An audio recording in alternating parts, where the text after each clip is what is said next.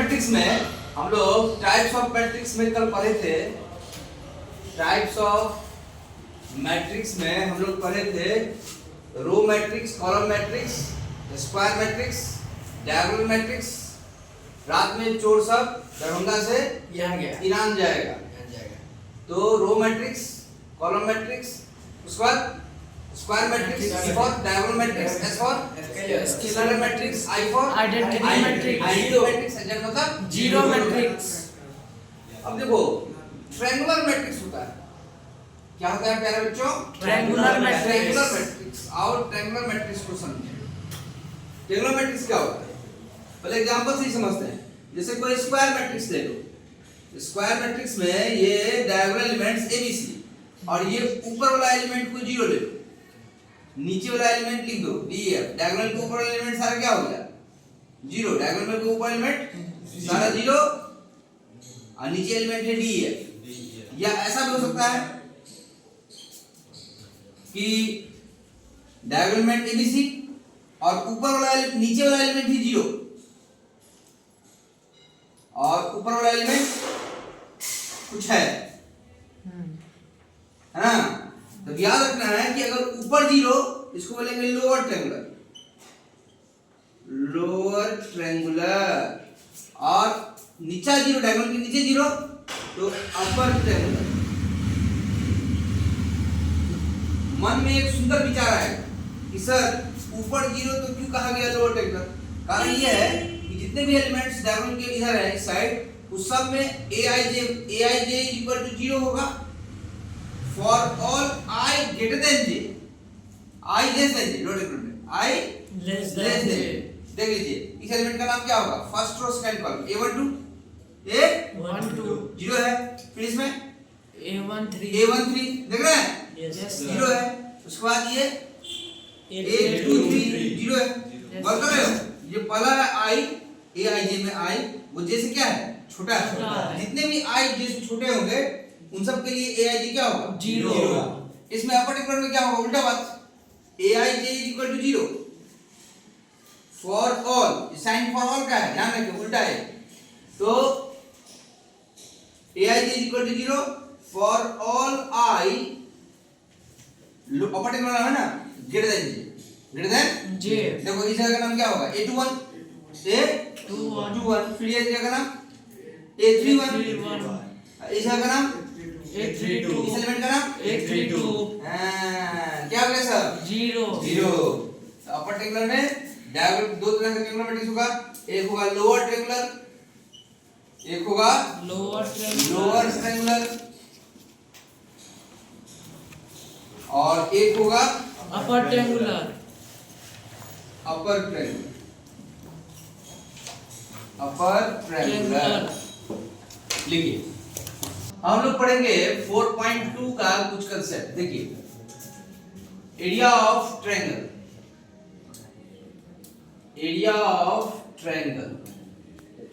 Triangle का area हम लोगों ने क्लास 10th में पढ़ा था कि अगर ABC कोई ट्रायंगल है, इसका कोऑर्डिनेट x1 y1, इसका कोऑर्डिनेट x2 y2 और C का कोऑर्डिनेट x3 y3। तो हम लोगों ने क्लास 10th में बचपन में पढ़ा था area of triangle ABC equals half x1 लेंगे, y1 को छोड़ के, y2 minus y3 plus x2, y2 को छोड़ देंगे, y3 माइनस y1, वो अपन यहाँ भूल जाओ, x2 y2 प्लस x3 लेंगे तो क्या हो जाएगा? y2 को छोड़ेंगे, y1 माइनस y3। ये हम लोगों ने क्लास 10 में पढ़ा था। इसी को प्यारे बच्चों डिटरमिनेंट फॉर्म में x1 y1 आसान है याद करना, x1 y1 1 अपने मन से मान, सबको मान लीजिए, x2 y2 1, x3 y3 1, सबका मान लीजिए। देख रहे हैं? लास्ट अपने मन से बन देना है। लॉजिक क्या है इसके पीछे कि अगर इसको एक्सपेंड करोगे तो यही रिजल्ट आ जाएगा। x1 हाफ x1 लोग देखो ये हट गया, क्या बचा? y2 into 1 y2 minus y3। आ रहा है चीज? Yes sir. इसी तरह जब x2 लोगे तो ये आ जाएगा, x3 लोगे तो ये आ जाएगा। प्रूफ हो सकता है बहुत आसानी से। नोट में कुछ बातें हम लोगों को बड़े प्यार से याद रखना है। पहली बात, area can never negative, can never negative. Area negative नहीं हो सकता है, इसलिए हम लोग फॉर्मूला से पहले मॉड लगा लेते हैं। therefore we use modulus before using any formula, क्योंकि ये तो x1 y1 x2 y2 तो कोऑर्डिनेट है, ये तो पॉजिटिव नेगेटिव हो सकता है। Yes. ये वैल्यू नेगेटिव आ भी सकता है। तो अगर नेगेटिव आएगा तो एरिया तो हमेशा पॉजिटिव आएगा। एरिया का measurement of the region enclosed by close figure होता है। जगह का हम ये नहीं कह सकते कि -5 कट्ठा जमीन लियो, तो इसलिए एरिया का फॉर्मूला लगाते समय में जब कोऑर्डिनेट का इस्तेमाल हो तो हम लोग क्या करेंगे, उसके पीछे मॉडुलस आगे रखेंगे बिना मतलब का। ठीक है सर, समझ में आ गया। सेकंड बात कि मॉड का प्रॉपर्टी है कि मॉड x अगर a है तो x इक्वल टू क्या होगा प्यारे बच्चों, प्लस माइनस a। क्या होगा, प्लस माइनस a। एग्जांपल देख लीजिए, अगर कहीं लिखा हुआ है मॉड 2k - 3 इक्वल टू 5, आपको क्या वैल्यू निकालना है, कैसे निकालोगे? 2k - 3 equal two plus minus 5, तो 2k इक्वल टू हो गया माइनस में ले जाइए 3 प्लस माइनस 5, एक बार प्लस ले लीजिए एक बार माइनस, 3 प्लस 5 और 3 माइनस 5, तो 2k इक्वल टू हो गया 3 प्लस 5 8, यहां हो गया -2 4 और -1, तो k equal to 4 minus 1। Very good, देख लीजिए तो पढ़े हैं उससे थोड़ी सवाल बन जाएगा, थियरी से थोड़ी सवाल बन जाएगा। जैसे एग्जांपल में पहला क्वेश्चन उठाते हैं। पहला क्वेश्चन है कि एरिया ऑफ ट्रायंगल एबीसी निकालें, एबीसी निकालें। ओके सर, कैसे निकालेंगे? ए का कोऑर्डिनेट दिया हुआ है 1 2, बी का कोऑर्डिनेट दिया हुआ है 3 4, सी का कोऑर्डिनेट दिया हुआ है -5 6। Okay, area of triangle ABC मुझे निकालना है, ये आपका क्वेश्चन हुआ। Area of triangle ABC is equal to what?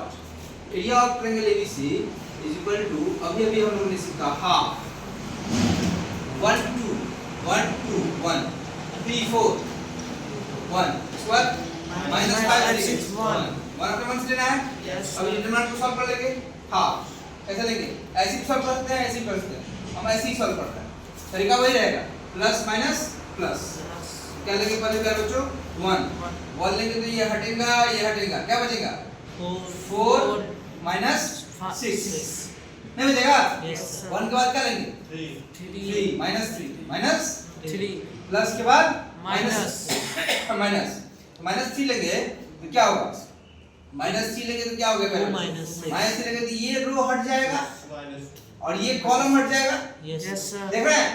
ये रो ये कॉलम, ये रो ये कॉलम, ये रो ये कॉलम, क्या बचेगा? 2 1 6 1, 2 into 1 2 और 6 into 1 6। ओके, उसके बाद लेंगे प्लस, लेकिन यहाँ माइनस पहले से है तो प्लस माइनस ही हो जाएगा -5 ले लिए पहले बच्चों, ये रो और ये कॉलम हट जाएगा। -5 जिस रो में है, थर्ड रो में है और फर्स्ट कॉलम में है, वो दोनों को डिलीट कर दिए 1 1। क्या बच रहा है? 2 1 4 1 निकालो, 2 1 4 1 क्या हो जाएगा? 2 into 1 2 और 4 into 1 4। ओहो, कितना आ गया प्यारे बच्चों? 4 - 6 -2, 2 - 6 -4 into -3 कितना? +12 2 - 4 -2 into -5 +10 हाफ 12 + 22 2 20 आ गया। 20/2 10 स्क्वायर यूनिट एरिया है ना? Square unit. देख लीजिए अगला क्वेश्चन है, देखिए अगर मान लो ये 1 2 है, ये 3k है और ये -5 6 है, इसका एरिया दिया हुआ है। Area of triangle ABC given है, बात नहीं करो यार बच्चों।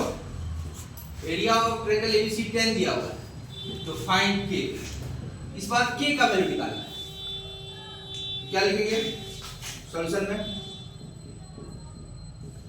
सॉल्यूशन लिखेंगे 10 is equal to half, same तरीके जाएंगे 1 2 1 ठीक है 1 -5 6 1। ओके, अब 10 टू जा 20 20 सो सॉल्व कीजिए 1 2 यहाँ हटा देंगे k माइनस 6 आएगा।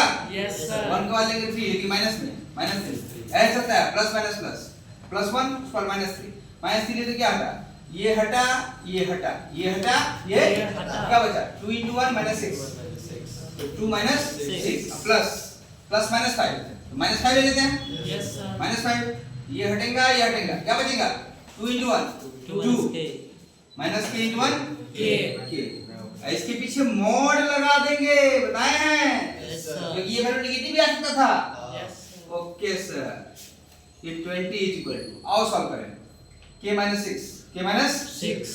2 minus 6 minus 4 minus 4 into minus 3 plus 12 minus 5 into minus 2 minus 10 plus 5k. plus 5k. 5k mod आओ सॉल्व करें आगे पहले बच्चों बात नहीं कीजिएगा please 5k plus k 6k और minus 6 minus 10 minus 16 अब plus 12 minus 4. अब mod हटेगा अभी बताए थे mod हटेगा तो क्या लगेगा plus minus okay 6k minus 4 6k minus 4 is equal to plus minus 20 तो 6k is equal to plus minus 20 minus 4 Plus 4. Plus 4 हो जाएगा तो 6k is equal to हो गया एक बार प्लस लीजिए 20 plus 4 एक बार लीजिए माइनस -20 Plus 4. प्लस 4 अब k निकालना है 6 से डिवाइड कर देंगे ओके तो k is equal to 20 plus 4 24 by 6 4 आ गया Yes, sir. -20 plus 4 Minus 16. minus 16 upon 6 6. 2 3 जा 2 8 जा 2. तो k is equal to 4 और minus 8 by 3 दो वैल्यू आ सकता है जरूर लिखिए स्पीड में इसी कांसेप्ट से इक्वेशन ऑफ लाइन आप निकाल सकते हैं नोट नंबर 3 जो भी है उसे अगली बात कर रहे हैं equation of line passing through 2 points कौन पॉइंट्स है तो a x1 y1 and b x2. x2 y इसको कैसे बनाएंगे ये लाइन का इक्वेशन निकालना है जिसपे दो पॉइंट है a x1 y1 और b x2 y इक्वेशन का मतलब क्या होता है xy में रिलेशन लाना एक इस पे आर्बिट्रेरी पॉइंट मान लेते हैं जनरल पॉइंट मान लेते हैं p xy अब इस xy का रिलेशन इन दोनों x1 y1 x2 y लाना है हम लोग क्वांटिटी क्लास 11 में पढ़े हुए हैं 2.4 दो पॉइंट अगर पता है तो इक्वेशन ऑफ लाइन आराम से निकाल सकते हैं कैसे निकालेंगे तो y y1 by x x1 is equal to y1 y2 by x1 x2 जिस बच्चे को क्वांटिटी 11 का ये याद है वो इससे भी बना सकते हैं लेकिन यहाँ हम लोगों को 12th क्लास में डिटरमिनेंट की मदद से इसका इक्वेशन निकालना है कैसे निकालेंगे जब हम तीसरा पॉइंट इस लाइन को मानते हैं pxy और पहले से दो पॉइंट दिया हुआ है ax1 और bx2 इसका मतलब ये तीनों पॉइंट कोलिनियर हो गया एक लाइन में हो गया तो ट्रायंगल यहाँ बना ही नहीं ट्रायंगल यहाँ बना ही नहीं मतलब हम एरिया ऑफ ट्रायंगल PAB को क्या कर लेंगे जीरो कर लेंगे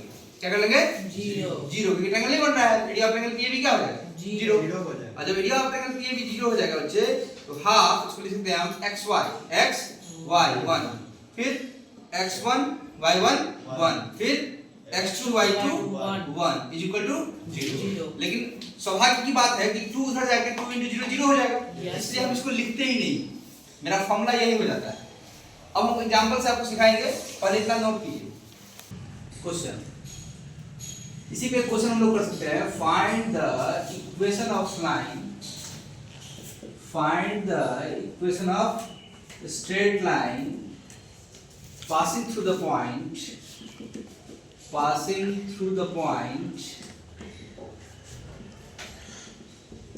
कौन points A12 and B34 equation निकालना कैसे बनाएंगे प्यारे बच्चों अभी भी सीखे हम बहुत आसान है ये स्ट्रेट लाइन इस किसी पॉइंट से पास कर रहा है तो A12 से और B34 से अपने मन से एक इस पे पॉइंट मान लेंगे P xy अब ये तीनों पॉइंट क्लियर है area of triangle PAB zero कर लेंगे इक्वेशन ऑफ लाइन को हम डायरेक्ट लिख सकते हैं इक्वेशन ऑफ लाइन क्या लिखेंगे x y 1 1 2 1 3 4 1 is equal to 0। अब इसको सॉल्व कर लेंगे। देखो x लेंगे तो ये हटेगा 2 - 4,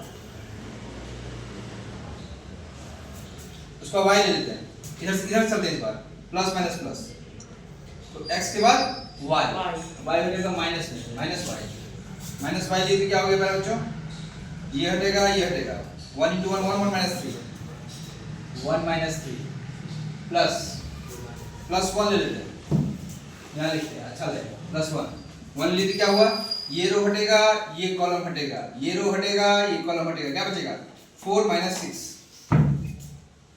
4 - 6 इज इक्वल टू 0।